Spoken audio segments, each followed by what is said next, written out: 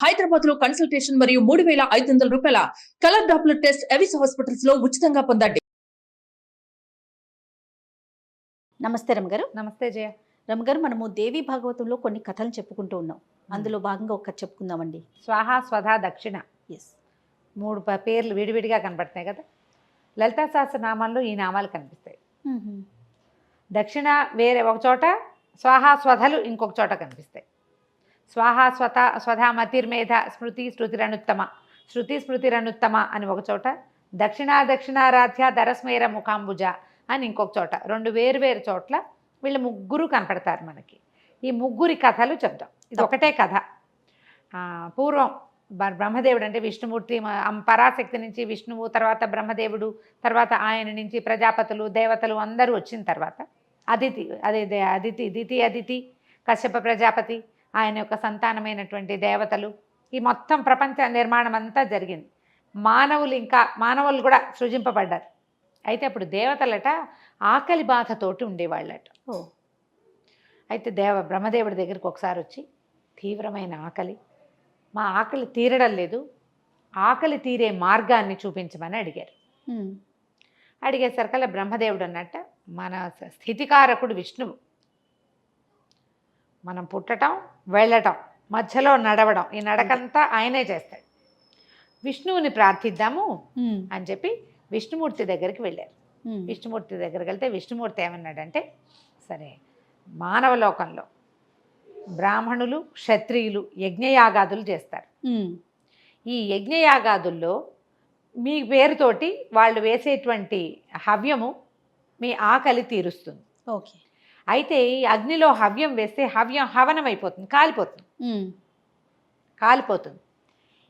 ఆ కాలిపోయిన హవ్యాన్ని, కాలిన దాన్ని మీ దగ్గరికి చేర్చడానికి ఒక ప్రత్యేకమైన శక్తి కావాలి. మీ పేరుతోటి ఇంద్రాయ ఇదన్నమమ అని, ఇంద్రాయ స్వాహ అని వేస్తారు. ఇది ఇంద్రుడికి మాత్రమే చెందుతుంది అని. అంటే ఇప్పుడు మనం వేసిన నెయ్యిలో ఉన్నటువంటి ఆ ఆద్య శక్తి ఇంద్రుడికి చేరాలి. అగ్నిలో వేస్తే అగ్ని కాలుస్తాడు దాన్ని. ఈ అగ్నిలో నుంచి దీన్ని తీసుకెళ్ళి ఇంద్రుడికి అప్పచెప్పడానికి ఒక ప్రత్యేక శక్తి స్వరూపం కావాలి. అది అమ్మవారి యందుంది. పరదేవతని ప్రార్థించండి, ఆమె ఆ శక్తిని మీకు అందిస్తుంది. ఆ శక్తిని అగ్నిదేవుడి పరం చేయండి. అప్పుడు భూలోకంలో మానవులు చేసేటువంటి ఋషులు అందరూ చేస్తారు. బ్రాహ్మణ క్షత్రియ ఇద్దరు 2 జాతుల వాళ్ళు నిత్యం హోమం అగ్నిహోత్రం చేస్తారు. అవి కాకుండా ప్రత్యేకంగా యజ్ఞయాగాదులు చేయబడతాయి. ఆ చేయబడేటువంటి హోమాల్లో వేసినటువంటి హవ్యం అంతా మీ దగ్గరికి చేరుతుంది. దానివల్ల మీ ఆకలి తీరుతుంది, మీ శక్తి యుక్తులు పెరుగుతాయి. మానవులకి మీకు మధ్య సంబంధం ఏర్పడుతుంది అని చెప్పాడు. ఇప్పుడు వీళ్ళందరూ పరదేవతని ప్రార్థించారు. అమ్మ, మా ఆకలి తీరిగే మార్గాన్ని చూడు, అగ్నిహోత్రుడు వేల్చినటువంటి హవ్యంలోంచి ఆ శక్తిని తీసుకొచ్చేటువంటి వాహక శక్తిని మాకు ఇవ్వమని అడిగారు. అడిగేసరికల్లా సరే, ఆవిడ ఏం చేసింది, ఒక శక్తిని వీళ్ళ చెప్పారని చేసింది. ఆవిడ సంతోషించి ఆ శక్తి పేరు స్వాహా శక్తి. ఆ శక్తిని వీళ్ళు ప్రార్థించారు. ఆవిడని తీసుకొచ్చుకుని, అమ్మ నువ్వు అగ్నిదేవుడు యందు ఉండు, ఆయనతో కలిసి ఉంచి మరి హోమం చేసినటువంటి హవ్యాన్ని మాకు అందించమంటే ఆవిడ ఒప్పుకోలేదట. ఒప్పుకోలే. నేను శ్రీహరికి చెందిన దానిని, ఆయన యందు ఉంటాను, పరపురుషుడి యందు నేను ఉండను. అమ్మవారు నన్ను విడిచిపెట్టింది కాబట్టి తపస్సు చేసుకుంటానని వెళ్ళిపోయిందట ఆవిడ. ఆమె తపశక్తిలో కూర్చుండిపోయింది. అదే తపస్సే, ఇక తపోనిష్టలో కూర్చునే సరికల్లా మళ్ళీ వీళ్ళు విష్ణుమూర్తిని ప్రార్థించారు. ఆమెను అడిగి, ఈవిని తెచ్చాం, ఈవిడ పోయి అక్కడెక్కడో కూర్చుంది, ఇప్పుడు మేమేం చెయ్యాలి అని. అప్పుడు ఆవిడ విష్ణువుని గురించి ప్రార్థన చేసింది. అంటే పరాశక్తి నుంచి విడిపడిన శక్తి విష్ణువుని చేరాలని కోరుకుంది. విష్ణువు కోసమే తపస్సు చేస్తోంది. అప్పుడు మళ్ళీ విష్ణువు ఆమెకు ప్రత్యక్షమై, నువ్వు బాధపడబోక, దేవతలందరూ ప్రార్థిస్తేనే పరదేవత నిన్ను వాళ్ళకి అప్పచెప్పింది, నీ కోరిక కూడా తీరుతుంది. శ్రీకృష్ణుడిగా నేను జన్మించినప్పుడు నగ్నజిత్తు అనే రాజుకి కుమార్తెగా జన్మిద్దు కానీ నాగ్నజితి అనే పేరుతోటి శ్రీకృష్ణుని అష్టభార్యల్లో నువ్వు ఒకదాని అవుతావు. అప్పుడు నువ్వు నన్ను పొందే అవకాశం ఉంది నీకు, దాన్ని తీసుకో మరు జన్మలో. కానీ నువ్వు నీ తాలూకు శక్తి, ఈ స్వాహా శక్తి అగ్నిహోత్రుడి యందు మాత్రమే ఉండాలి, అతనితో కలిసి ఉండమని విష్ణువే స్వాహా శక్తికి చెప్పాడు. ఓకే. అప్పుడు ఈ స్వాహా అనేటువంటి శక్తి స్వాహాదేవి ఆవిడ పేరు. అగ్నిహోత్రుడి భార్య ఎవరంటే స్వాహాదేవి అని చెప్తారు. స్వాహాదేవి ఈయన యందు చేరింది, అగ్నిహోత్రుడి యందు చేరింది. అప్పటి నుంచి అగ్నిహోత్రుడిలో వేసినటువంటి ఆ ఏ హవ్యం ఏది వేయబడుతుందో దేవతలని స్వాహా పేరుతోటి వేస్తాం. అవును. ఆ స్వాహ అనబడే శక్తి పరదేవతే వీళ్ళకి అప్పచెప్పింది. ఓకే. ఇట్లా ఇప్పుడు చూడు, స్వాహా శక్తి ఎవరు? అమ్మవారు. ఎంత క్లియర్గా ఉంది చూడు. చాలా అండి, చాలా చక్కగా చెప్తారు. అక్కడి నుంచి ఏమైంది, దేవతలు అయిపోయారు. ఇక్కడి నుంచి మానవులు మరణించడం మొదలుపెట్టారు. మరణించిన వాళ్ళల్లో కొన్ని అంశాలు కొన్ని చోట్లకి చేరిపోతాయి. శరీరం పంచభౌతికమైంది, మట్టిలోకి వెళ్ళిపోతుంది. ఒక అంశ మళ్ళీ పుట్టడానికి వెళ్ళిపోతుంది. వీళ్ళలో నుంచి ఒక అంశ పితృదేవత రూపంలో ఆకాశంలో ఒక చోట ఉంటుంది, పితృలోకాల్లో ఉంటుంది. వాళ్ళకి ఆహారం, మరి వాళ్ళకి ఆహారం కావాలి కదా. అప్పుడు బ్రహ్మదేవుడు మళ్ళీ పరదేవతని ప్రార్థించి, ఎలాగైనా ఈమె నుంచి నీ నుంచి మాకు ఒక శక్తి కావాలి, పితృదేవతలకి ఆహారం అందించేది.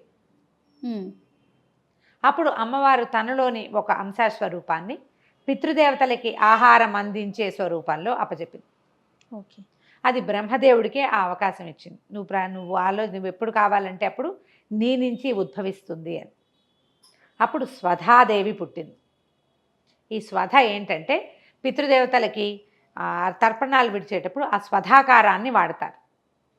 మామూలుగా ఇచ్చేటప్పుడు స్వాహాకారం వాడుతున్నారు ఎక్కడ యజ్ఞాల్లో, ఇక్కడ స్వాహ వాడకూడదు, స్వధాకారం వాడతారు, స్వధ అంటారు.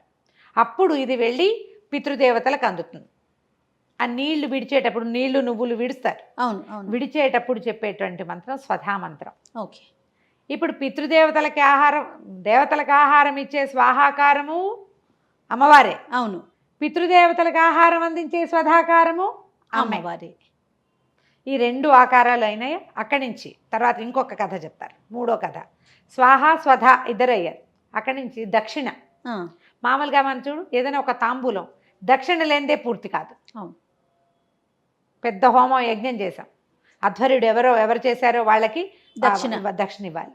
దక్షిణ తాంబూలాలు, మదర్పిత చందన తాంబూలాలు రాసుకుంటాం శుభలేఖల్లో. కానీ దక్షిణ తాంబూలాలు ఎవరికి ఇస్తాం? మనకి హోమం చేసిన, యజ్ఞం చేసిన, పూజ చేసిన పురోహితుడికి, బ్రాహ్మణుడికి దక్షిణతోటే ఇవ్వాలి. తాంబూలం ఇచ్చాము అంటే దక్షిణ పెట్టాలి. అందులో దేవాలయాల్లో అర్చన చేస్తారు, పురోహితుడు ఆయన చేసిన పూజారికి దక్షిణ, అయ్యగారికి దక్షిణ వేయాలి కదా. అవును. పళ్ళెల్లో వేస్తామా? అది వేస్తేనే ఫలితం పూర్తొస్తుంది. దక్షిణ లేని వ్రతం కానీ, హోమం కానీ, యజ్ఞం కానీ ఫలించవు అసలు. ఆయన మన చుట్టమైనా సరే, మన మామయ్య కూర్చుని పూజ చేయించాడు అయినా సరే ఇవ్వాలి, దక్షిణ ఇవ్వాల్సిందే. దక్షిణ మానడానికి వీల్లేదు. ఈ దక్షిణకు ఒక చిత్రమైన కథ చెప్తారు. దేవి భాగవతంలో, మనం మామూలు భాగవతంలో కనపడని రాధాదేవి కథ ఎక్కువ కనిపిస్తుంది. రాధాస్వరూపం చాలా క్లియర్గా కనిపిస్తుంది. ఒకసారట రాధాదేవికి ఒక ప్రియతమురాలైన సుశీల అని ఒక చెలికత్తి ఉండేది. ఆ సుశీలకి ఎంతసేపు కృష్ణ ప్రీతి. ఓసారి ఆవిడ తను లేనప్పుడు రాధాదేవి ఈ సుశీల కృష్ణ పరమాత్మతో ఏకాంతంగా ఉండటం చూసేసిందట ఆవిడ. ఆయన అందరితోటి ఉంటాడు, ఆయన ఎవరు కోరుకుంటే వాళ్ళు, నువ్వు మనం కోరుకుంటే మనతో పాటు ఉంటాడు కదా కృష్ణుడు. ఆవిడకి చాలా కోపం వచ్చేసింది. నువ్వు మళ్ళీ నేనున్న చోట అడుగు పెట్టావంటే తల పగిలిపోతుంది నీకని శపించిందట రాధాదేవి సుశీలని శపించింది. దాంతో ఆవిడ అమ్మాయి తపస్సు చేసుకోవడానికి వెళ్ళిపోయిందట. ఓకే. ఎంతో కాలం తపస్సు చేసి, ఎంతకాలమో, చివరికి విష్ణువుని పొందింది. ఆవిడ విష్ణువుని పొంది సుశీల లక్ష్మీదేవిలో ఐక్యమైపోయిందట. లక్ష్మీదేవి ఎప్పుడు ఎక్కడ ఉంటుంది? నిత్యానపాయిని, ఆయన కక్షస్థలంలో ఉంటుంది స్వామివారికి. లక్ష్మిలో ఐక్యమైపోయింది. ఆ ఐక్యతని కోరుకుంది. ఆమెతో పాటు ఉంటే ఎప్పుడూ నేను భగవంతుడితో పాటు తను ఉండొచ్చని. అయితే తర్వాత ఈ యజ్ఞాలు జరుగుతున్నప్పుడు ఈ యజ్ఞంలోకి ఒక దేవిని సృష్టించమని. ఏమిటిది? యజ్ఞ ఫలితం పూర్తిగా పొందాలంటే ఏం చేయాలి? ఒక క్రతువు పూర్తి కావాలంటే దక్షిణ తప్పకుండా ఉండాలని పరదేవతని ప్రార్థించారట. ఓకే. ఇక్కడ కూడా ఒక దైవ స్వరూపాన్ని ఇవ్వు. మేము ఏం చేస్తున్నాము? యజ్ఞంలో వేసిన దాన్ని దేవతలకు అందటానికి స్వాహాదేవిని సృష్టించి ఇచ్చాం. పితృయజ్ఞంలో ఇచ్చినటువంటి నువ్వుల్ని, తర్పణాలని, తిల్లల్ని, వాటి నుంచి వచ్చే శక్తిని పితృదేవతలకు అప్పచెప్పడానికి స్వధాదేవిని ఇచ్చావమ్మా. ఇక్కడికి కూడా యజ్ఞక్రతువు పూర్తిగా శాంతం సమీచీనంగా మొత్తం జరిగిన దాని ఫలితం యజ్ఞం చేసిన వాడికి లభించాలంటే ఏం చెయ్యాలి అని పరదేవతని ప్రార్థిస్తే ఆమె విష్ణువుని వేడండి, అతను చెప్తాడు మీకు అందరికి. ఓకే. అప్పుడు విష్ణుమూర్తిని వేడుకుంటే లక్ష్మిలోంచి అంశమాత్రంగా ఉన్న సుశీలని దక్షిణారూపంగా వీళ్ళకి సమర్పించాడట ఆయన. ఓ. దక్షిణాదేవి, దక్షిణ లేని ఏ క్రతువు పూర్తి కాదు, ఏ కర్మ ఫలితము దొరకదు. అందుకని ఉచితార్థం ఏది చేయించుకోకూడదనే మాట పుట్టింది. ఒట్టి పుణ్యానికి పని చేయించుకోకూడదు మనం కదా, అంతేగా మరి. రుణం ఉండిపోతుంది. అవునవును. దానికి కూడా మనం ఏదైనా ఇవ్వాలని మనం అలవర్చుకున్నాం. ఇప్పుడు పూజలు, హోమాలు, వ్రతాలు ప్రతి చోట దక్షిణ ఖచ్చితంగా ఉండాలి. ఇట్లా ఈ 3 స్వరూపాల్లో మానవులు చేసేటువంటి ప్రతి క్రతువుల్లోనూ క్రతువు తాలూకు పూర్తి సాఫల్యం పొందటానికి, జరగడానికి, సఫలత పొందటానికి, సాఫల్యం మనం పొందటానికి అమ్మవారి నుంచే ఈ 3 స్వరూపాలు బయటకు వచ్చినాయి. స్వాహ, స్వధ, దక్షిణ. ఈ 3 నామాలు మనకి లలితా సహస్రనామంలో కనిపిస్తాయి. స్వాహాకారము నువ్వే, స్వధాకారము నువ్వే, దక్షిణారూపంలో కూడా నువ్వే ఉంటావమ్మా అని చెప్తూ ఈ దేవి భాగవతంలో ఈ కథ చెప్పబడింది.